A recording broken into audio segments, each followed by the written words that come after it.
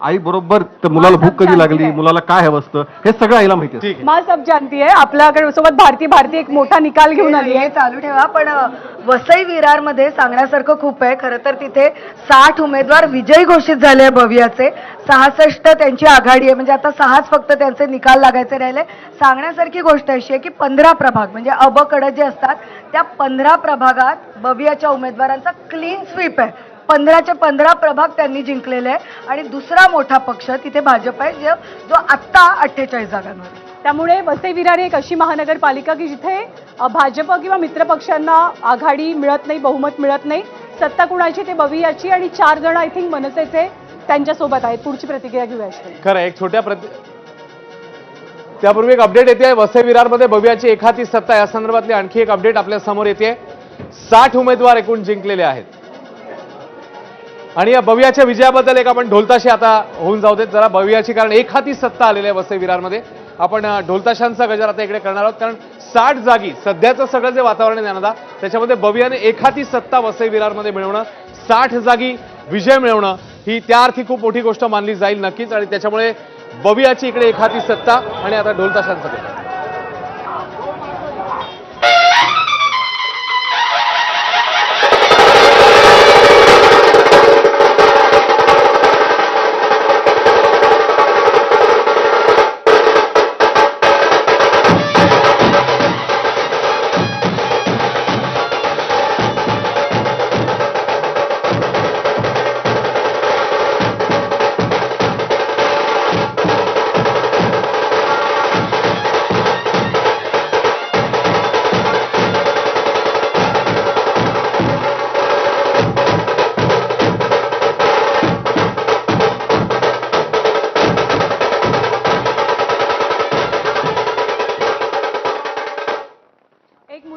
मगाशी सुद्धा एक मुद्दा चर्चेत आला होता, मुंबईच्या बाबतीतलाच आहे.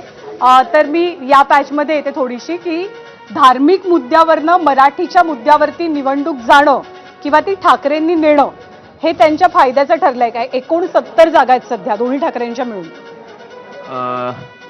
म्हणजे एवढ्या जागा जिंकल्या तर त्यांना फायदा झालेला आहे.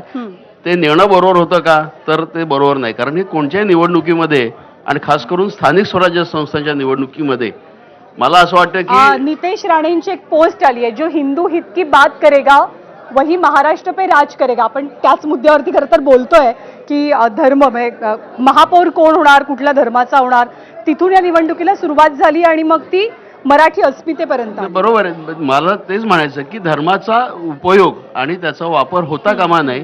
आणि जसं वसई विरारचं तुम्ही आता सांगितलं की जी क्लीन स्वीप मिळाली, तर ही अतिशय स्थानिक निवडणूक असते आणि त्या स्थानिक निवडणुकीमध्ये स्थानिक विषय घेतले तर असं यश मिळू शकतं. त्याला तुम्हाला वेगळे वेगळे असे एक याची गरज. मला फक्त केशव उपाध्यायांना त्यांनी एक चेंज केलेलं आहे, ते मला विचारायचं की मगापासून की महायुतीचाच महापौर होणार आणि तुम्ही पहिल्यांदा असं डिक्लेअर केलं की तो भाजपच होणार आहे. मी चेंज काही केलं नाही. मी असं म्हणालो की ज्या पद्धतीने गेले अनेक वर्षापासून आम्ही मुंबईमध्ये छोटे भाऊ होतो, मुंबईमध्ये तशा अर्थाने आम्ही काही फार मोठं यश मिळवत नव्हतो. 2017 साली पहिल्यांदा भारतीय जनता पार्टीला 82 जागा मिळाल्या, तेव्हा